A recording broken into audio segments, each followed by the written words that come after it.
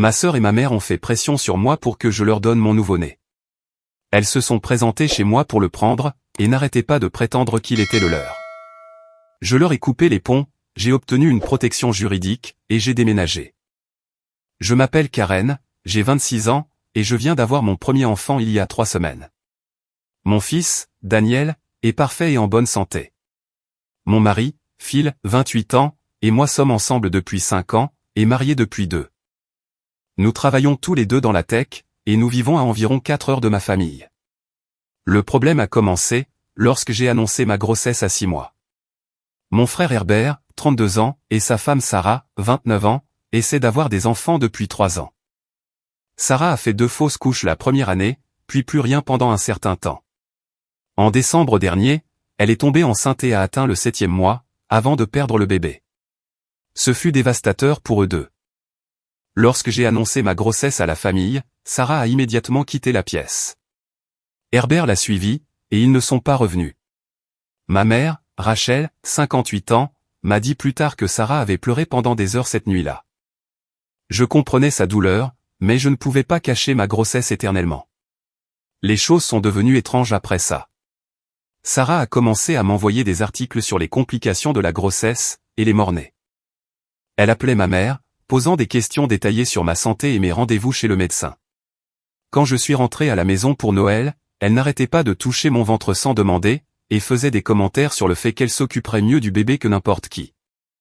Ma mère nous a élevés, Herbert et moi, après le décès de notre père, quand j'avais 12 ans. Elle a toujours été protectrice envers ses 2 enfants, mais elle a un faible pour Herbert, car il est resté près de la maison, tandis que moi, j'ai déménagé pour mes études et mon travail.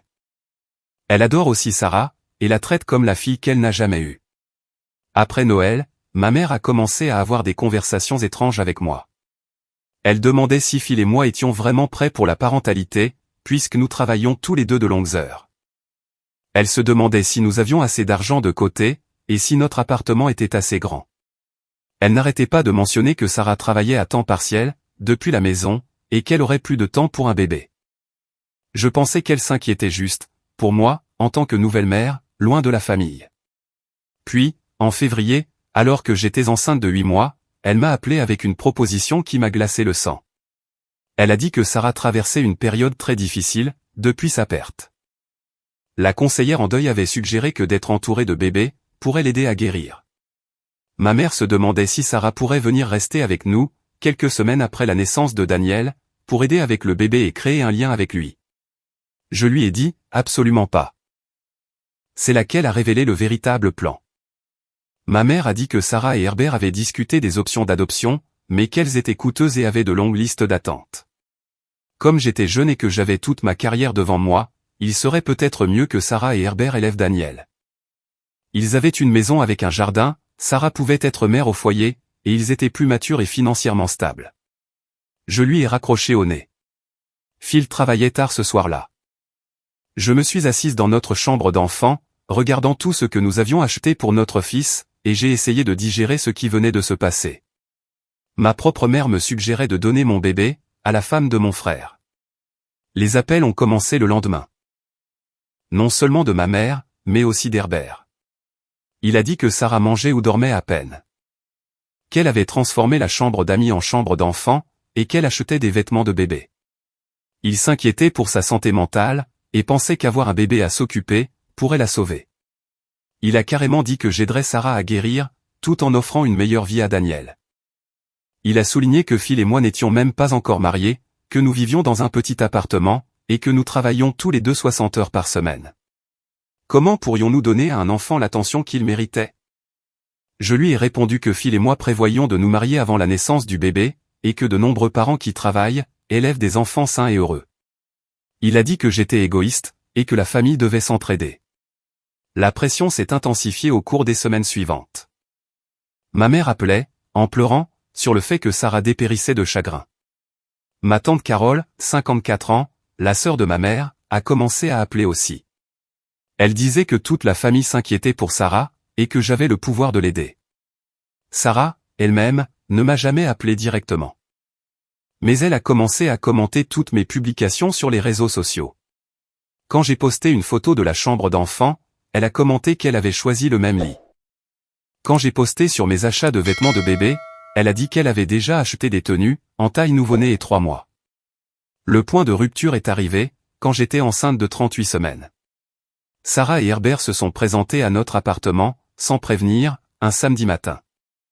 Phil était à l'épicerie, j'étais donc seul quand j'ai ouvert la porte. Sarah m'a bousculé, et est allée directement dans la chambre d'enfant. Elle a commencé à réarranger les choses, et à parler de la façon dont elle allait tout installer chez eux. Elle avait apporté un siège auto, et a dit qu'elle voulait s'assurer qu'il était correctement installé, pour quand il ramènerait Daniel à la maison. Je lui ai dit qu'elle devait partir. C'est là qu'elle s'est complètement effondrée. Elle s'est mise à genoux dans la chambre d'enfant, et m'a supplié de la laisser avoir mon bébé. Elle a dit que Dieu lui avait enlevé son fils, car elle était destinée à avoir le mien. Elle a promis qu'elle me laisserait lui rendre visite, et participer à sa vie. Herbert a essayé de la calmer, mais elle hurlait que ce n'était pas juste, que j'ai un bébé en bonne santé, alors que je n'en voulais même pas autant qu'elle. Elle a dit que j'étais trop jeune et égoïste, pour être une bonne mère. J'ai appelé la police. Au moment où ils sont arrivés, Phil était de retour et avait réussi à faire cesser les cris de Sarah. Les policiers ont pris des dépositions, mais ont dit que c'était une affaire de famille. Ils nous ont suggéré de demander une ordonnance restrictive, si nous nous sentions en danger. Le jour même, Phil et moi sommes allés au tribunal et nous nous sommes mariés. Nous devions nous assurer que nos droits parentaux étaient clairs, et que ma famille ne pourrait pas essayer d'interférer légalement. Daniel est né 2 semaines plus tard. Nous n'avons pas dit à ma famille que j'étais en travail. Ma mère l'a découvert par un ami commun, qui a vu la publication de Phil sur les réseaux sociaux, annonçant la naissance. Les appels ont commencé immédiatement. Ma mère pleurait, d'avoir manqué la naissance de son petit-fils. Herbert était en colère, que nous ne les ayons pas inclus. Mais c'est la réaction de Sarah qui m'a le plus inquiété. Elle a appelé du téléphone d'Herbert, et quand j'ai répondu, pensant que c'était lui, elle a commencé à parler de son excitation à l'idée de rencontrer enfin, son fils. Elle a dit qu'elle avait déjà sa chambre, et qu'elle avait pris un congé pour être avec lui, à plein temps. J'ai compris qu'elle croyait sincèrement que Daniel allait être à elle. Phil et moi avons pris la décision de couper tout contact avec ma famille, pour le moment. Nous avons bloqué leur numéro, et avons rendu nos comptes de réseaux sociaux privés. Ma mère a envoyé des lettres et des colis à notre immeuble, mais nous les avons retournés, non ouverts. J'ai découvert par une cousine, que Sarah racontait aux gens de leur église que nous traversions une période difficile, et qu'ils prévoyaient d'adopter notre bébé. Elle demandait des dons d'articles pour bébé, et a aménagé une chambre d'enfant qu'elle montre aux visiteurs. Ma mère, elle, racontait aux parents que nous étions influencés par la famille de Phil, et que nous reviendrions à la raison. Elle disait que Sarah avait juste besoin de temps pour créer un lien avec Daniel, et que tout s'arrangerait. Je n'aurais jamais pensé que ma propre mère soutiendrait la revendication de quelqu'un d'autre, sur mon enfant. Je pensais que la famille était censée se protéger, pas conspirer pour enlever ce qui compte le plus. Phil a été incroyable à travers tout ça. Ses parents vivent à l'autre bout du pays, mais ils ont été d'un grand soutien, et nous ont proposé de nous aider à déménager si nécessaire. Ils ont été choqués, quand je leur ai raconté ce que ma famille faisait. Nous envisageons de déménager, avant que Daniel ne grandisse. Je ne veux pas vivre dans la peur que mon frère et sa femme essaient de le prendre. Je ne veux pas non plus que Daniel grandisse, en entendant qu'il appartient à quelqu'un d'autre. Le plus difficile est de faire le deuil des relations familiales que je pensais avoir. Je croyais que ma mère me soutiendrait, quoi qu'il arrive. Je pensais que mon frère me protégerait, et serait ravi d'être un oncle. Au lieu de ça, ils ont choisi le délire de Sarah, plutôt que mes droits en tant que mère de Daniel. Je me demande sans cesse si je suis trop dur. Sarah a vécu un véritable traumatisme, et le deuil peut pousser les gens à faire des choses désespérées. Mais vouloir élever l'enfant de quelqu'un d'autre, ce n'est pas seulement du deuil. C'est quelque chose de bien plus troublant. Phil pense que nous devrions faire appel à un avocat, pour tout documenter, au cas où nous aurions besoin d'une protection juridique plus tard. Une partie de moi espère que tout ça se tassera, une fois que Sarah recevra une aide appropriée. Mais une autre partie de moi sait que cela pourrait être notre nouvelle réalité. Je veux juste élever mon fils en paix, sans constamment regarder par-dessus mon épaule. Je n'ai jamais pensé que devenir mère signifierait perdre le reste de ma famille. Je n'avais pas prévu de publier à nouveau, mais les choses se sont compliquées. Daniel a maintenant 11 semaines, et il se porte à merveille. La phase du nouveau-né a été un défi, mais Phil et moi nous en sortons bien. Nous avons trouvé notre routine, et je prévois de retourner au travail dans quelques semaines. Il y a un mois, j'ai décidé de contacter le pasteur de l'église de ma mère. Le pasteur Williams, la cinquantaine, connaît notre famille depuis des années, et a officié au mariage d'Herbert et Sarah. Je pensais qu'il pourrait aider Sarah à comprendre que ce qu'elle fait n'est pas sain. Je l'ai appelé un mardi soir, et j'ai expliqué la situation. Il a écouté sans m'interrompre, ce que j'ai apprécié. Quand j'ai fini, il a dit qu'il avait remarqué un comportement préoccupant chez Sarah, mais qu'il n'avait pas réalisé toute l'ampleur de ce qui se passait. Il m'a dit que Sarah venait le voir pour des séances de conseil sur son deuil, ce qui était normal et sain. Ce qui l'inquiétait, c'est qu'elle avait commencé à parler d'un bébé, qui allait bientôt arriver dans leur famille. Quand il a demandé des détails, elle devenait vague et changeait de sujet.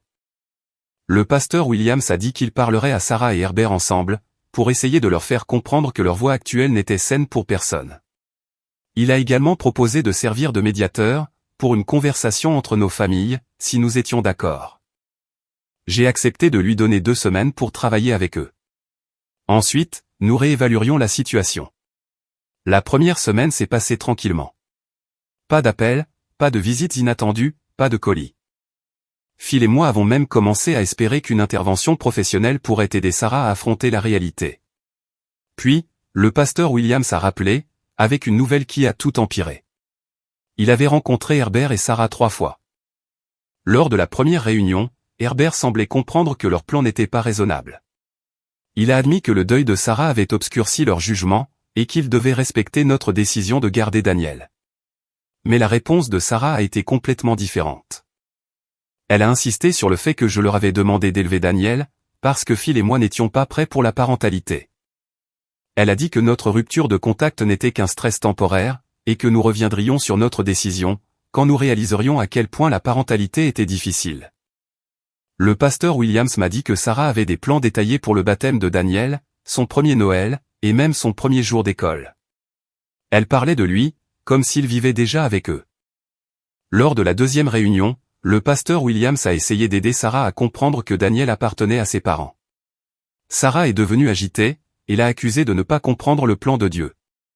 Elle a dit que son bébé était mort, pour qu'elle puisse élever Daniel à la place. À la troisième réunion, Herbert avait complètement changé de discours. Au lieu de reconnaître que leur plan était déraisonnable, il a commencé à défendre le droit de Sarah à espérer une famille. Il a dit que j'étais cruel, en gardant Daniel loin de quelqu'un qu'il aimerait inconditionnellement. Le pasteur Williams m'a dit qu'il mettait fin à sa relation de conseil avec eux, et leur recommandait de chercher une aide professionnelle ailleurs. Il était préoccupé par le fait que l'emprise de Sarah sur la réalité s'affaiblissait, au lieu de se renforcer. Il a également révélé quelque chose, qui m'a retourné l'estomac. Sarah s'était présentée à la crèche de l'église pendant les offices, et aidait avec les bébés. Elle avait commencé à parler d'un nourrisson en particulier, comme d'un « entraînement » pour quand Daniel viendrait vivre avec eux. Les parents du bébé lui avaient demandé d'arrêter de tenir leur enfant, mais Sarah insistait, disant qu'elle ne faisait qu'aider. Le pasteur Williams a dû lui interdire l'accès à la crèche, ce qui a provoqué une scène, à laquelle toute la congrégation a assisté. Après avoir entendu tout ça, Phil et moi avons décidé de prendre des précautions plus sérieuses. Nous avons installé des caméras de sécurité autour de notre appartement, et changé nos serrures. Nous avons également commencé à varier nos routines, et à faire plus attention à ce que nous postions en ligne. 2 semaines après l'appel du pasteur Williams, nous avons eu la confirmation que nos précautions étaient nécessaires. Notre voisine a frappé à notre porte, un samedi matin. Madame Chen, la quarantaine, vit de l'autre côté du couloir, et a toujours été amicale. Elle nous a dit qu'une femme avait posé des questions sur nous dans le hall, la veille après-midi. La femme prétendait être ma sœur, et disait qu'elle prévoyait une visite surprise. Elle voulait connaître nos horaires de travail, et quand nous quittions habituellement l'appartement. Madame Chen a trouvé son histoire étrange, et a refusé de donner des informations. Elle a décrit la femme comme blonde, la trentaine, portant un pull rose et un sac à langer. C'était sans aucun doute Sarah. Ce même jour, j'ai découvert par ma cousine Emma, 24 ans, que Sarah publiait dans des groupes de parents locaux sur les réseaux sociaux. Elle demandait des conseils sur l'introduction d'un bébé dans une nouvelle maison, et parlait de délai d'adoption. Emma a fait des captures d'écran de certaines publications, avant que Sarah ne les supprime. Dans l'une, Sarah demandait combien de temps il fallait généralement aux parents biologiques pour s'adapter, après avoir confié un enfant à l'adoption. Dans une autre, elle demandait la meilleure façon de faire la transition d'un bébé vers un nouveau soignant, sans causer de traumatisme. Les publications montraient clairement que Sarah croyait toujours que Daniel allait venir vivre avec eux. Elle ne posait pas de questions hypothétiques, elle faisait de vrais plans.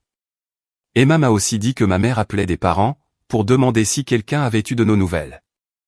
Elle disait aux gens que nous luttions contre une dépression postpartum, et que nous avions besoin du soutien de la famille, mais que nous étions trop fiers pour demander de l'aide. Ma mère se présentait comme la grand-mère inquiète, qui voulait juste aider sa fille à traverser une période difficile. Elle ne mentionnait pas du tout les exigences de Sarah.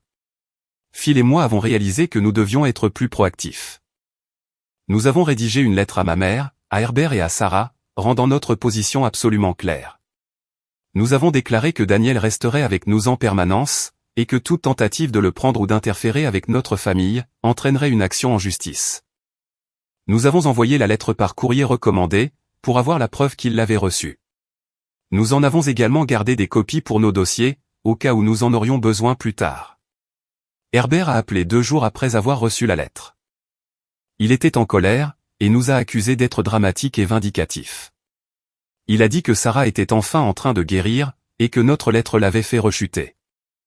Il a prétendu que Sarah avait fait des progrès, pour accepter que Daniel ne viendrait pas vivre avec eux, mais que notre lettre l'avait convaincu que nous étions manipulés par des forces extérieures. Maintenant, elle était plus déterminée que jamais à sauver Daniel de notre influence. J'ai dit à Herbert que la guérison de Sarah ne pouvait pas se faire au détriment de la sécurité et du bien-être de ma famille. Il a répondu que j'étais égoïste, et que Sarah avait juste besoin de plus de temps. En raccrochant, j'ai réalisé qu'Herbert était devenu aussi délirant que Sarah. Il croyait sincèrement que leur désir d'avoir un enfant justifiait d'essayer de prendre le mien. La situation avait dépassé le deuil, et était devenue quelque chose de beaucoup plus dangereux. Sarah n'espérait pas seulement que les choses tourneraient en sa faveur. Elle prévoyait activement de nous prendre Daniel. Phil et moi avons commencé à regarder des appartements, dans d'autres villes. Nous n'étions pas encore prêts à déménager, mais nous voulions avoir des options, si les choses s'envenimaient davantage. Nous avons également consulté une avocate en droit de la famille, spécialisée dans les ordonnances de garde et de protection. Elle a examiné notre documentation, et a dit que nous avions des motifs pour une ordonnance restrictive, si Sarah faisait d'autres contacts directs ou des menaces.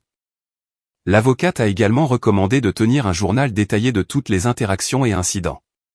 Elle a dit que si cela allait un jour au tribunal, nous aurions besoin de preuves claires, du schéma de harcèlement et de délire. Je n'aurais jamais imaginé avoir besoin d'une protection juridique contre ma propre famille. Mais le comportement de Sarah devenait plus imprévisible, et ma mère et Herbert l'encourageaient, au lieu de lui obtenir l'aide dont elle avait besoin. Daniel grandissait et changeait chaque jour, et je voulais me concentrer sur le plaisir de ses premiers mois avec lui. Au lieu de ça, j'étais constamment inquiète de le protéger, de personnes qui auraient dû célébrer son arrivée. Daniel a maintenant 7 mois, et a commencé à ramper. C'est un bébé tellement heureux, il ne pleure presque jamais, sauf s'il a faim ou est fatigué. Phil et moi avons trouvé notre rythme en tant que parents, et je suis de retour au travail depuis 3 mois. Les choses étaient calmes sur le front familial, jusqu'à la semaine dernière, où tout a explosé d'une manière que je n'avais jamais vu venir. Ma cousine Emma m'a appelé un lundi soir, avec une nouvelle qui a tout changé. Elle avait hésité à s'impliquer dans le drame familial, mais ce qu'elle a découvert l'a convaincue qu'elle devait parler. Emma travaille comme assistante sociale, dans le comté où vivent ma mère et Herbert. Le mois dernier, elle a été assignée à un cas impliquant un couple, qui avait été signalé pour avoir tenté d'acheter un bébé par un canal illégal.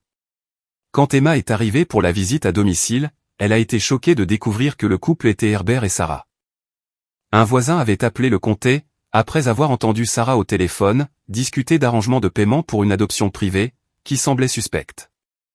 Le voisin était inquiet, car Sarah montrait une chambre d'enfant et prétendait qu'un bébé allait bientôt arriver, mais aucune agence d'adoption légitime ne semblait être impliquée.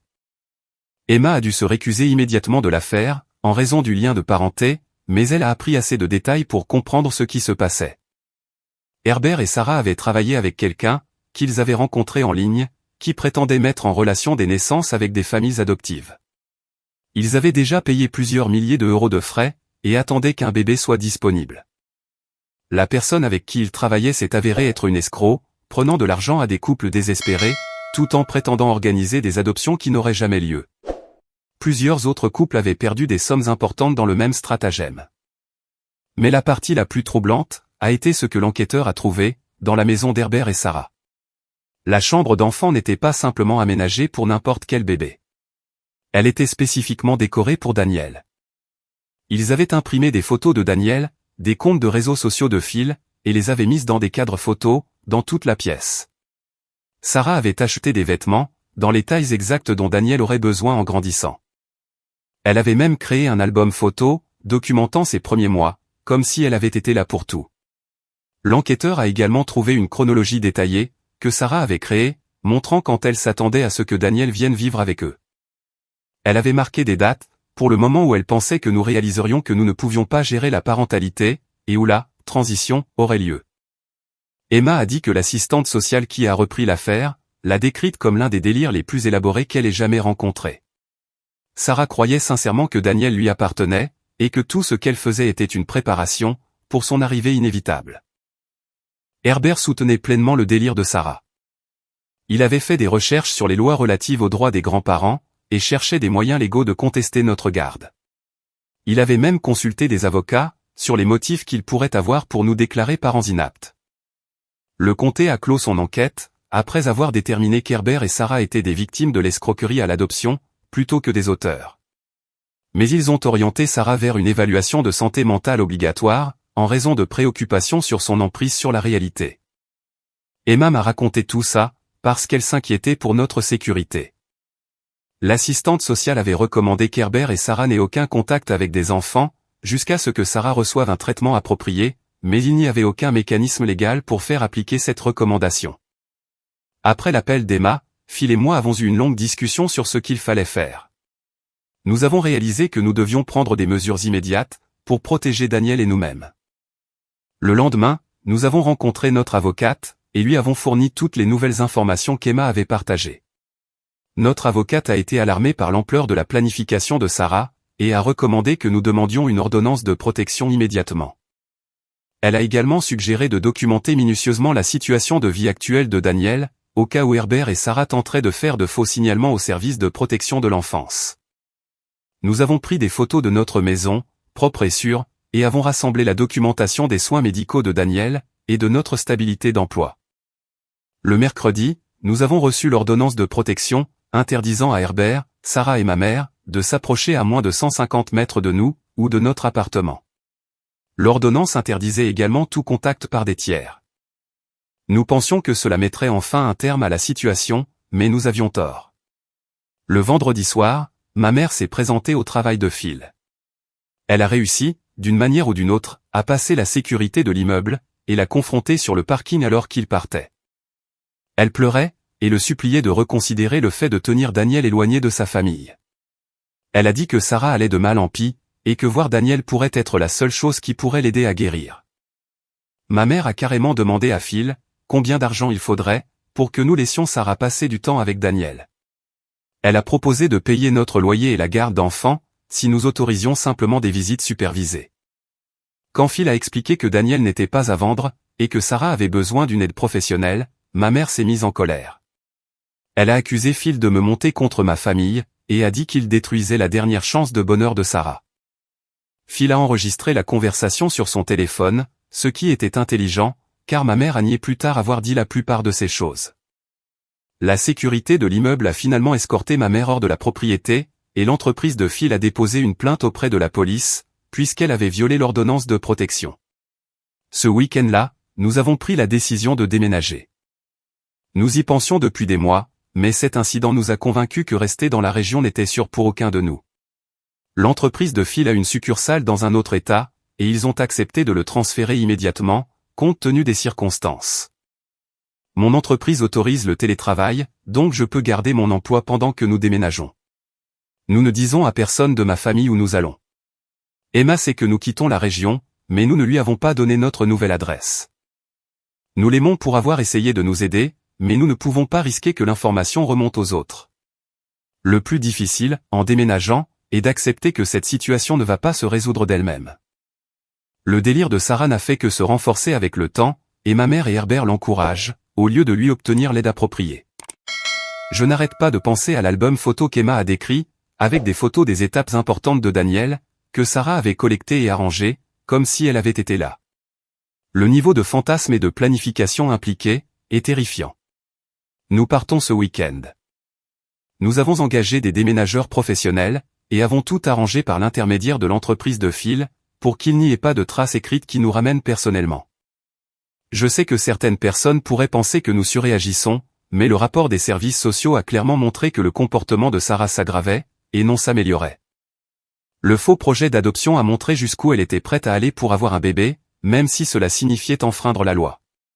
Daniel mérite de grandir sans ce nuage qui plane au-dessus de lui. Il mérite d'avoir des parents qui peuvent se concentrer sur ses besoins, au lieu de constamment regarder par-dessus leur épaule. Je fais le deuil de la famille que je pensais avoir, mais je suis aussi soulagé que nous prenions des mesures, pour protéger la famille que nous avons construite ensemble. Daniel a maintenant 15 mois, et il marche partout. Nous sommes dans notre nouvelle ville depuis 8 mois, et j'ai l'impression que nous pouvons enfin respirer normalement à nouveau. Phil adore son nouveau poste, et je m'épanouis avec le télétravail. Nous avons trouvé un super appartement dans un quartier familial, et Daniel a commencé à aller dans une merveilleuse garderie, 3 jours par semaine. Pendant les premiers mois après le déménagement, je sursautais à chaque fois que quelqu'un frappait à notre porte, ou quand je voyais une voiture qui me semblait familière. Mais peu à peu, l'anxiété constante s'est estompée. Nous avons construit une nouvelle routine, et nous nous sommes fait des amis, qui ne savent rien de notre drame familial. Il y a 2 mois, Emma a appelé, avec une nouvelle qui a apporté une certaine conclusion à la situation. Sarah avait été hospitalisée, après ce que Herbert a décrit aux parents comme une « dépression nerveuse ». Emma n'avait pas de détails sur ce qui avait déclenché l'hospitalisation, mais Sarah a été placée dans un établissement psychiatrique en hospitalisation complète, pendant 3 semaines. Pendant le traitement de Sarah, Herbert a finalement commencé à voir un conseiller, individuellement. Selon Emma, Herbert a admis au conseiller qu'il avait été tellement concentré sur l'aide à apporter à Sarah pour son deuil, qu'il avait perdu de vue ce qui était raisonnable. Herbert aurait apparemment dit au conseiller, qu'il savait que prendre le bébé de quelqu'un d'autre était mal. Mais la douleur de Sarah avait été si intense, qu'il s'était convaincu qu'ils aidaient tout le monde. Il a dit qu'il avait sincèrement cru que nous finirions par réaliser que nous ne pouvions pas gérer la parentalité, et que nous serions reconnaissants de leur intervention. Le conseiller a aidé Herbert à comprendre qu'en encourageant le délire de Sarah, il l'avait en fait empêché de traiter son deuil de manière saine. Au lieu d'affronter la réalité de sa perte, Sarah avait créé un fantasme élaboré, qui lui permettait d'éviter de faire face à sa douleur. Après la sortie de Sarah de l'hôpital, elle et Herbert ont déménagé dans un autre état, où vit la sœur de Sarah. Emma a entendu dire qu'ils recommençaient à zéro, quelque part où il n'y aurait pas de rappel constant de leur perte. Ma mère aurait apparemment eu du mal avec les conséquences de tout ce qui s'est passé. Plusieurs parents se sont éloignés d'elle, après avoir appris son rôle dans la pression exercée sur nous, pour que nous abandonnions Daniel. Emma a dit que ma mère racontait aux gens qu'elle essayait juste d'aider tout le monde, et que la situation avait échappé à son contrôle. Elle prétendait n'avoir jamais eu l'intention que les choses aillent aussi loin. Mais Emma m'a aussi dit que ma mère avait fait des recherches sur les lois relatives aux droits des grands-parents, tout comme Herbert. Elle avait consulté des avocats pour savoir si elle pouvait nous déclarer parents inaptes, en se basant sur notre âge et nos horaires de travail. Ma mère pensait apparemment que, si elle pouvait monter un dossier juridique pour que la famille obtienne la garde, nous finirions par accepter de laisser Sarah élever Daniel, plutôt que de nous battre au tribunal. Elle croyait sincèrement que c'était une solution raisonnable, qui rendrait tout le monde heureux. Apprendre cela a confirmé que notre décision de déménager était la bonne. Ma mère ne nous avait pas seulement mis la pression émotionnellement, elle avait activement travaillé à saper nos droits parentaux. Emma a demandé si je voulais qu'elle transmette la demande de ma mère pour nos coordonnées, afin qu'elle puisse essayer de reconstruire notre relation. J'ai dit à Emma, non. Certains pourraient penser que je suis trop dur, mais je ne peux pas oublier que ma mère était prête à intenter une action en justice, pour me séparer de mes enfants. Cela franchit une ligne, qui ne peut être effacée. Phil et moi avons discuté de la question de savoir si nous nous sentirions un jour en sécurité, en ayant à nouveau des contacts avec ma famille. Pour l'instant, la réponse est non. Peut-être que cela changera à l'avenir, mais nous n'en sommes pas encore là. Daniel s'épanouit dans notre nouvel environnement. C'est un bambin curieux et actif, qui adore les livres et jouer avec des blocs. Il commence à dire plus de mots, et il a le rire le plus doux. Parfois, je me demande quel genre de relation il aurait pu avoir avec sa famille élargie, si les choses avaient été différentes. Mais ensuite, je me souviens de l'album photo qu'Emma a décrit, avec des photos de Daniel, que Sarah avait collectées et arrangées, comme s'il lui appartenait. Je ne peux pas exposer Daniel à des gens, qui le voient comme autre chose que ce qu'il est, mon fils, pas un remplacement pour la perte de quelqu'un d'autre. Nous prévoyons d'avoir un autre bébé, d'ici 1 an ou 2. Quand nous le ferons, personne de ma famille d'origine ne saura même la grossesse, jusqu'à ce que nous décidions si, et quand, nous partagerons la nouvelle. Notre nouvelle vie n'est pas parfaite, mais elle est paisible. Nous avons rejoint un groupe de parents local, et nous nous sommes fait des amis avec d'autres jeunes familles. Daniel a des rendez-vous de jeux, des fêtes d'anniversaire, et toutes les expériences normales que je voulais qu'il ait. Les parents de Phil nous rendent visite régulièrement, et sont devenus de merveilleux grands-parents pour Daniel. Ils respectent nos décisions, et soutiennent notre famille, sans essayer de nous contrôler ou de nous manipuler. Je sais que certaines personnes qui lisent ceci, pourraient penser que j'aurais dû faire plus d'efforts pour aider Sarah à surmonter son deuil, ou donner à ma mère une autre chance de prouver qu'elle avait changé. Mais la protection de Daniel devait être ma première priorité. Les enfants ne sont pas des outils thérapeutiques, pour les adultes qui luttent contre une perte. Le travail de Daniel est juste d'être un enfant heureux et en bonne santé, pas de guérir le traumatisme de quelqu'un d'autre, ou de combler le vide de quelqu'un d'autre. L'ordonnance restrictive est toujours en vigueur, bien que nous n'en ayons pas eu besoin depuis le déménagement. Nous gardons des copies de toute la documentation, au cas où nous aurions de nouveau besoin d'une protection juridique, mais j'espère que ce ne sera jamais le cas. Déménager à l'autre bout du pays pour échapper à sa propre famille, n'est pas quelque chose que l'on prévoit. Mais parfois, c'est nécessaire. Nous avons échangé le système de soutien que je pensais avoir, contre la tranquillité d'esprit dont nous avions réellement besoin. Daniel grandira en sachant qu'il est aimé et désiré, exactement tel qu'il est. Cela vaut plus que de maintenir des relations avec des gens, qui le voyaient comme quelque chose qu'il n'était pas. Pour tous ceux qui ont affaire à des membres de leur famille qui ne peuvent pas respecter les limites autour de vos enfants, faites confiance à votre instinct. Si quelque chose ne vous semble pas normal, c'est probablement le cas. Protéger la sécurité et le bien-être de votre enfant est toujours le bon choix, même si cela signifie prendre des décisions difficiles, concernant les relations familiales. Nous construisons de nouvelles traditions, et nous créons de nouveaux souvenirs. Daniel ne se souviendra d'aucun des drames de sa première année, et c'est exactement comme ça que ça doit être. Parfois, la famille que l'on construit, est plus importante que la famille dans laquelle on est né. Nous avons appris cette leçon à la dure, mais nous en sommes sortis plus forts, et plus unis que jamais. Maintenant, passons à l'histoire suivante. Mon beau-père a caché une caméra dans mon cadeau d'anniversaire, et me filmait en secret dans ma chambre. Ma mère ne m'a pas cru quand je l'ai accusé. Je m'appelle Lily, j'ai 18 ans, et je vis avec ma mère, Carole, 42 ans, et mon beau-père, Marc, 45 ans. Ma mère a épousé Marc il y a environ 1 an, après avoir divorcé de mon père biologique. Le divorce a été assez difficile. Mon père a trompé ma mère avec sa secrétaire, et la séparation a été chaotique. Je me souviens de la nuit où je l'ai découvert. J'avais 16 ans, et je rentrais tard de l'entraînement de foot, pour trouver ma mère en pleurs dans la cuisine. Elle a essayé de le cacher, mais je voyais bien que quelque chose n'allait pas. C'est là qu'elle m'a raconté qu'elle avait surpris mon père avec sa secrétaire, dans un hôtel. C'était dévastateur. Les mois suivants ont été un flot de disputes, de larmes, et finalement, mon père a déménagé. Je lui en ai voulu pendant longtemps. Il a essayé de s'expliquer, de s'excuser, mais je ne pouvais pas lui pardonner d'avoir fait autant de mal à ma mère. Finalement, j'ai arrêté de répondre à ses appels et à ses textos. Ça fait maintenant presque 2 ans que je ne lui ai pas parlé. Marc est un ami de ma mère depuis des années. Ils se sont rencontrés lors d'un barbecue de quartier, quand nous avons emménagé dans cette ville, il y a environ 10 ans. Je l'appelais « Oncle Marc » quand j'étais plus jeune. Il venait dîner parfois, ou se joignait à nous pour une soirée cinéma. Il a toujours été gentil avec moi, m'aidant avec mes devoirs de maths, ou m'apprenant à changer un pneu sur ma première voiture. Quand ma mère a commencé à sortir avec lui, environ 6 mois après le divorce, c'était étrange au début. J'étais heureuse de revoir ma mère sourire, mais c'était bizarre de penser à « Oncle Marc » comme à son petit ami. Il a fallu un peu de temps pour s'habituer à sa présence plus fréquente, et finalement à son emménagement. Mais il a toujours été gentil avec moi, et il rend ma mère heureuse, alors j'ai essayé de le soutenir. Pour vous donner un peu de contexte, Marc est avocat et a son propre petit cabinet. Il est spécialisé en droit de la famille, ce qui est assez ironique, vu notre situation familiale. Il y a quelques mois, il a engagé un nouveau stagiaire, Alex, 23 ans. Marc était enthousiaste. Il disait qu'Alex était le premier de sa classe en droit, et qu'il avait beaucoup de potentiel.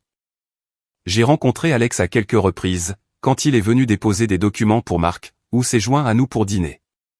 La première fois que je l'ai rencontré, c'était lors d'un dîner que Marc organisait pour son cabinet. Alex semblait assez gentil, mais j'ai remarqué qu'il me jetait des coups d'œil tout au long de la soirée.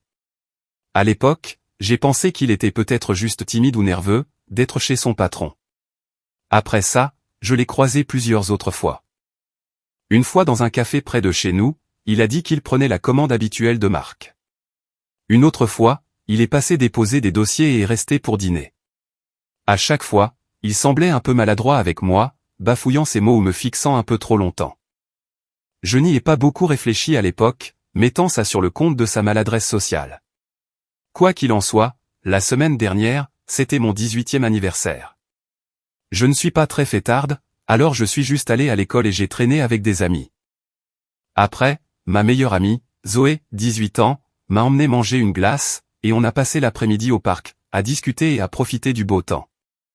Quand je suis rentré à la maison, j'ai été surprise de découvrir que ma mère et Marc m'avaient organisé une petite fête, avec quelques membres de la famille.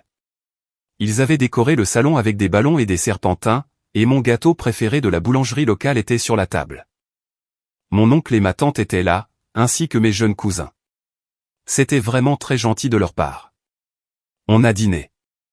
Ma mère avait fait mes lasagnes préférées, puis on a chanté « Joyeux anniversaire ». Après le dîner, c'était l'heure des cadeaux. Mon oncle et ma tante m'ont offert une carte cadeau pour mon magasin de vêtements préféré. Mes cousins m'avaient fait un bracelet coloré.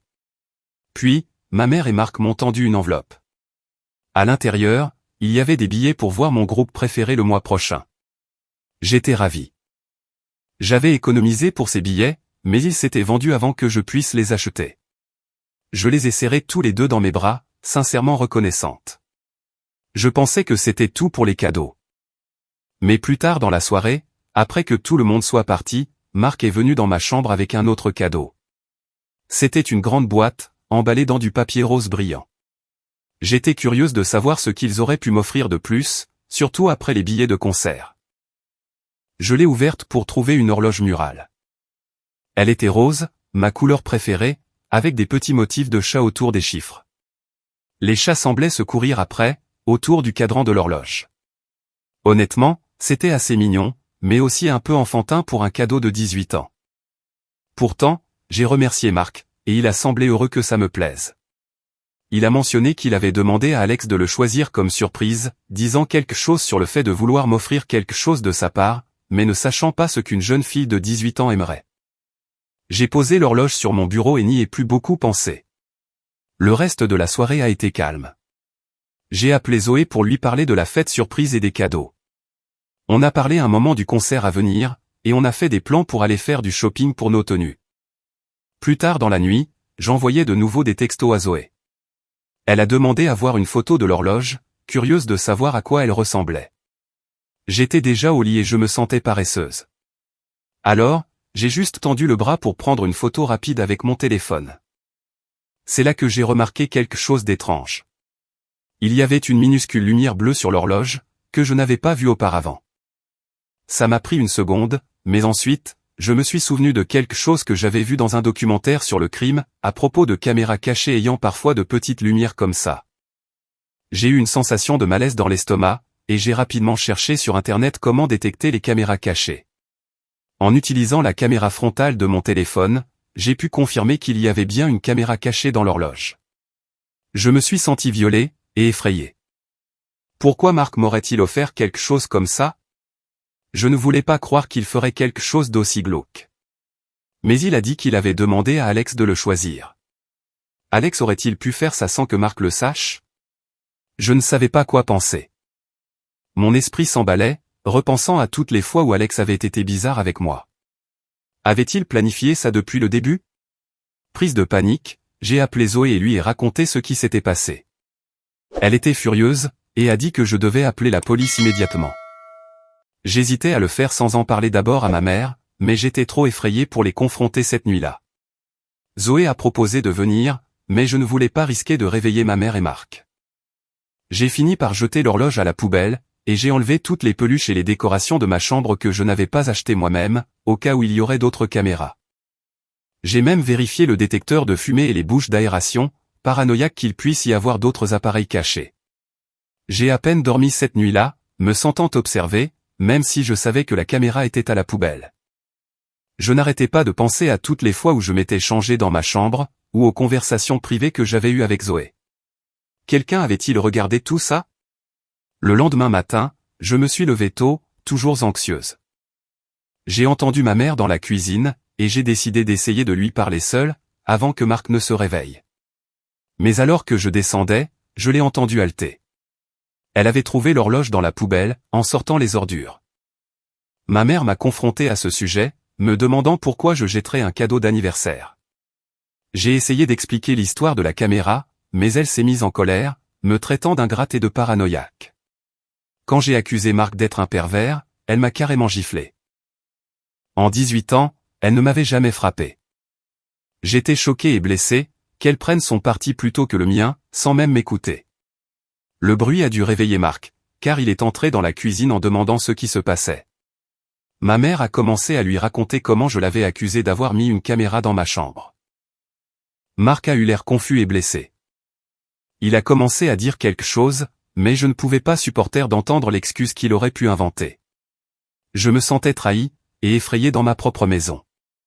Je suis remonté en courant, j'ai attrapé des vêtements et mes clés de voiture, et j'ai conduit jusqu'à chez Zoé. J'y suis resté ces derniers jours, essayant de savoir quoi faire. Ma mère n'arrête pas d'appeler et d'envoyer des textos. Marc aussi. Ils prétendent tous les deux qu'il y a une explication, et me supplient de rentrer à la maison pour parler. Une partie de moi se demande si j'ai surréagi. Peut-être y a-t-il une explication innocente. Mais je me sens tellement trahi par la réaction de ma mère. Et j'ai peur de rentrer à la maison, sans connaître la vérité. Zoé pense que je devrais aller à la police, mais j'ai peur de ruiner le mariage de ma mère, s'il s'avère que c'est un malentendu.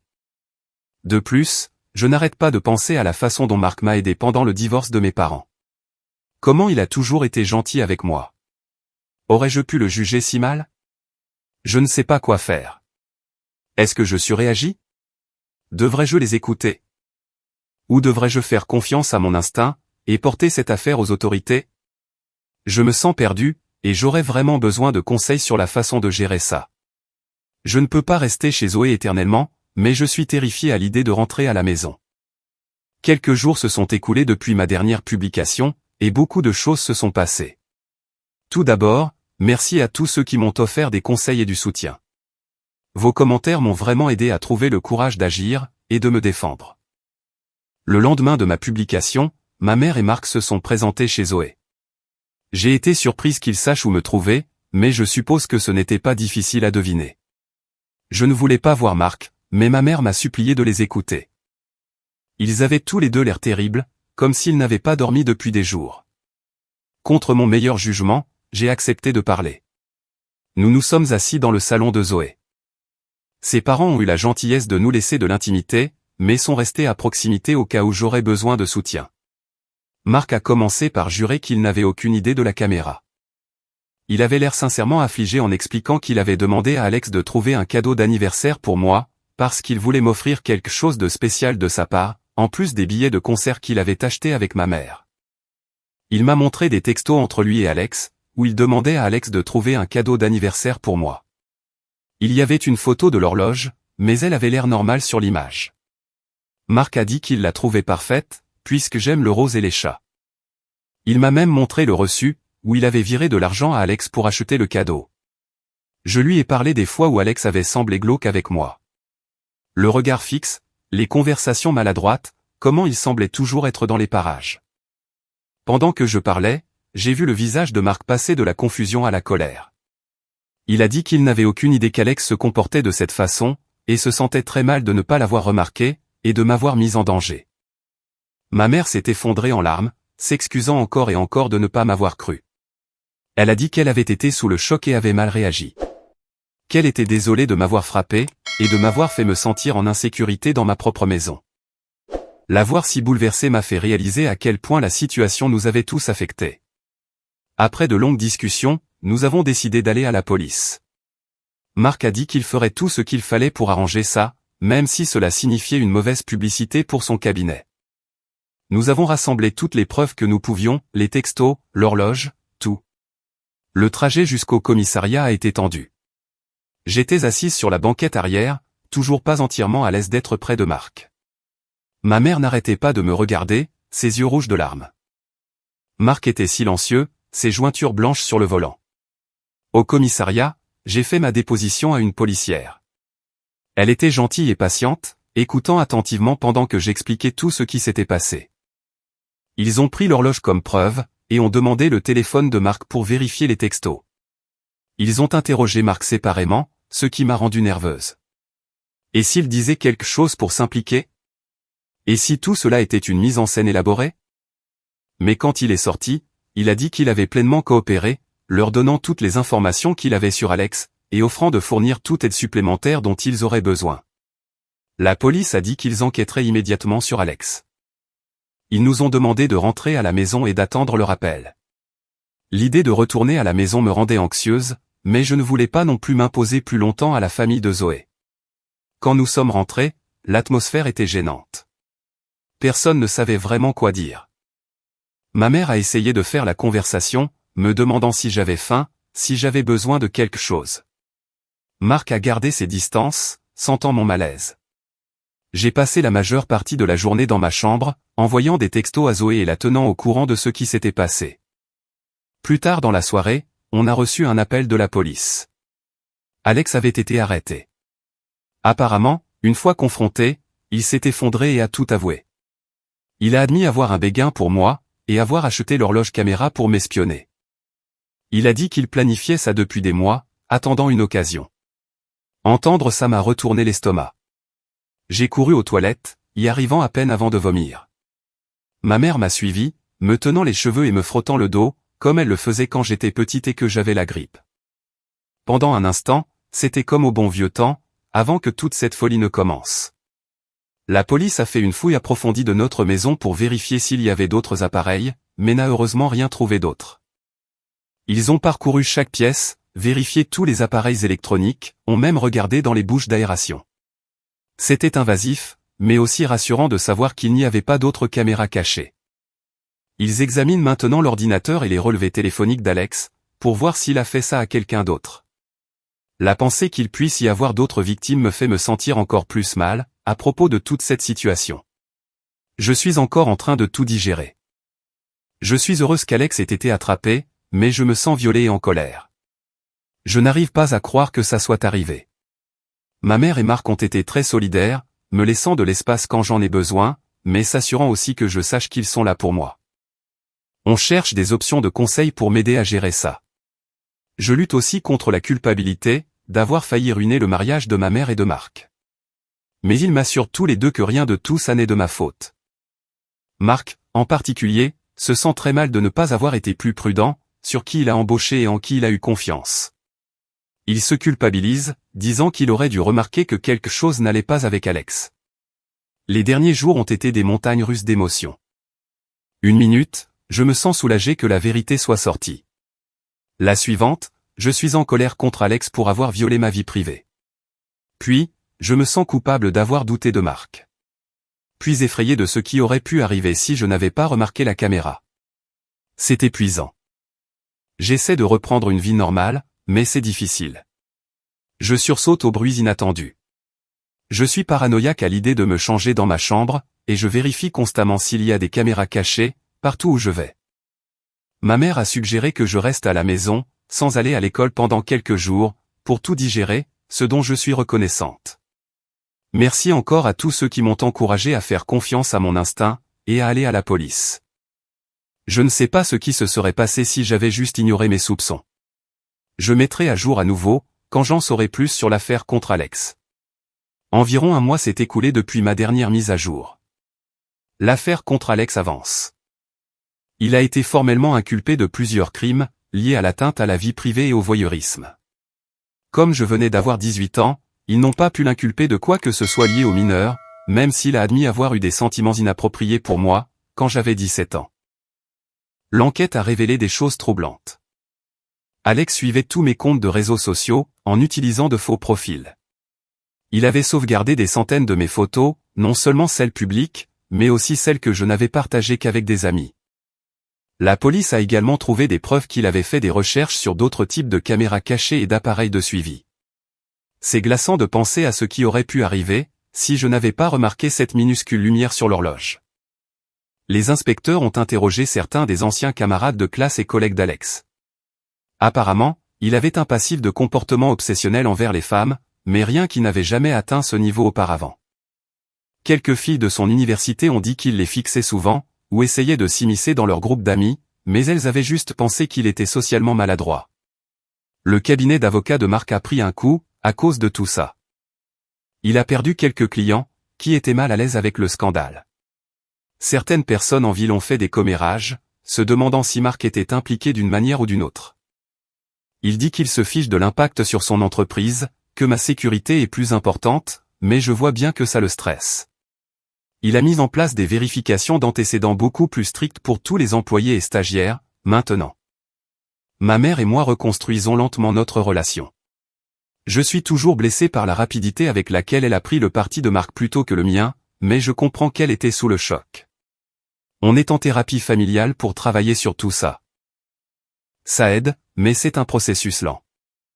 Il y a encore des moments où je tressaille si elle bouge trop vite près de moi, me souvenant de la gifle. Elle le remarque, et ça la fait pleurer à chaque fois. Le retour à l'école a été difficile. Quelqu'un a divulgué l'histoire aux nouvelles locales, et même s'ils n'ont pas utilisé mon nom, tout le monde a compris que c'était moi. Certaines personnes ont été solidaires, mais d'autres chuchotent et me dévisagent quand je passe. Quelques filles que je pensais être mes amies m'évitent, comme si ce qui m'était arrivé était contagieux. J'essaie d'aller de l'avant. J'ai supprimé tous mes anciens comptes de réseaux sociaux, et j'en ai créé de nouveaux, avec des paramètres de confidentialité beaucoup plus stricts. Je suis encore nerveuse et paranoïaque parfois, surtout dans ma chambre, mais ça va mieux. J'ai réarrangé mes meubles et redécoré un peu, pour essayer de me réapproprier l'espace. Je vais à l'université à l'automne, et j'ai hâte de prendre un nouveau départ. J'ai décidé d'aller dans une université d'un autre État, en partie pour m'éloigner de tous les ragots et des regards. Ma mère est triste que je parte si loin, mais elle comprend mon besoin de renouveau. Le plus difficile a été de gérer le sentiment de trahison. Pas seulement de la part d'Alex, que je connaissais à peine, mais des adultes en qui j'avais confiance.